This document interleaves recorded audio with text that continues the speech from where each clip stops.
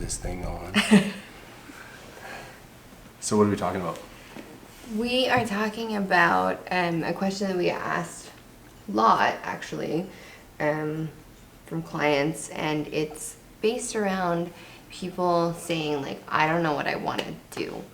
And a lot of times what we ask in return, or response to that question, is, more importantly to what you want to do, who do you want to be? Well, And that's a massive question. Yeah, who do you want to be, but who are you as right a person? now. Yeah. And who do you want to be? And maybe you're already the person that you want to be. Sure. But what do you want to do if you don't know who you are as a person? Or who you want to elevate strive to become. Right. Yeah. And because that's talking about values and beliefs and things like the core of what's going on inside of you. There's all kinds of work. I mean, people can go and do anything. I mean, I've had a multitude of jobs, plus a 23-year career in banking with a multitude of roles within the banking industry. Right. But prior to that, I mean, I did all kinds of jobs. You did all kinds of jobs. A job is just a job, and you can learn skills, technical training, all those kinds of things in order to survive or thrive within an industry. That's the easy part. But so many people find themselves in a job or a career, and they're not satisfied with that because they've never really gone inside introspectively to figure out, like, what is it, who am I as a person? Or they have. Yeah. But it's overwhelming because it's like, if you look at it from a standpoint, it's like, well, if I had all the money in the world, I would be this kind of person. Okay, well, great. That's amazing. If you know that about yourself, if it's like, if I won the lottery, I would do all these amazing things, which is super great. But what are, like, without winning the lottery, without being, wealthy, or being wealthy, or whatever scenario you're in, what little things can you do to be the person you want to be? And I will say, personally, from my experience, who I have been in my past, the person that I've grown from, that's great. I haven't always been the person that I want to be. Right.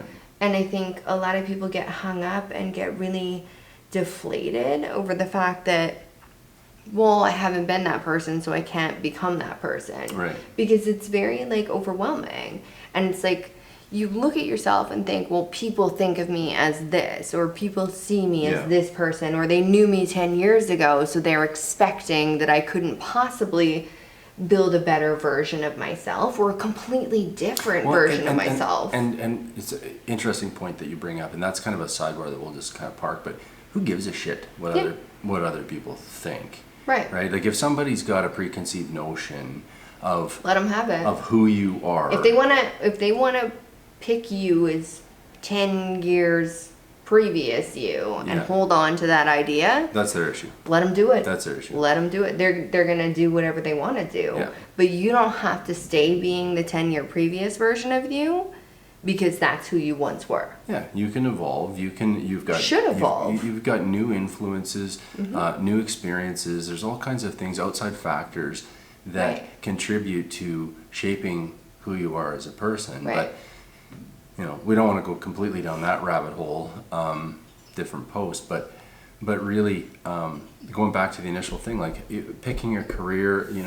Young people that come out and they flounder around. I mean, we did that. Like, I don't know what I want to be. I'm going to take this education, and I'm going to do that because my parents want me to do that, or I need a buck. I need to do something. And there's nothing wrong with that. I mean, if you're out there and you're doing something that you're supporting yourself. Yeah, there's no shame in making money. That's not the point of this. Is that how long are you going to go through your life and really be thinking or wondering, like, what else is out there? Right. What's the next career for me that's going to help me feel fulfilled? Yeah.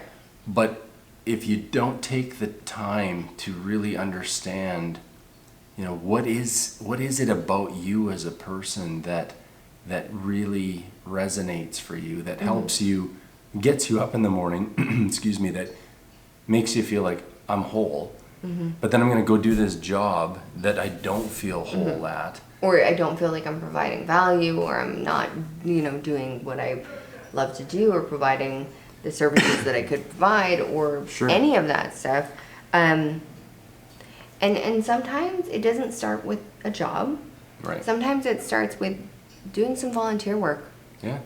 There's lots of ways to satisfy those needs. There's so many ways. And to I mean, life satisfy. has changed. I mean, I'm going to date myself a little bit, but when I was growing up, I mean, it was I was kind of on the cusp of that. You get a career and you stay in the career until So you get a good retirement plan. yeah, until the end of time, and then you retire and everything's roses. And like I say, I was on the cusp of that, because it wasn't like you have to do that. Maybe the generation before me was like, that's the deal. Like, you get into something, you get the golden handcuffs and the gold watch upon retirement, and you're good to go. Whereas my generation and the generations past that, now young people that are entering the workforce, they're saying, hey, I'm going to give myself maybe 6 months at this job, because it's not about a career, it's not about a job, it's about experiences. Yeah. But you take that idea of experiences and you peel that onion back a little bit to Find out who you are. why do you want those experiences? And I think a lot of younger people actually understand that better. Yeah, for sure. Because they're like, hey, What drives me? What fulfills me? yeah. Where do I see myself making a difference? Where am I making positive change? How am I affecting other people? Like, it's a totally different scenario.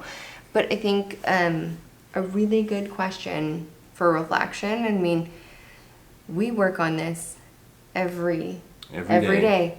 Is not just what do I want to do, but who do I want to be? Yeah. And how you get there might have a lot of steps. It is a long process. It's a lifelong process. But it's a really good question if you find yourself asking yourself, like, what do I want to do?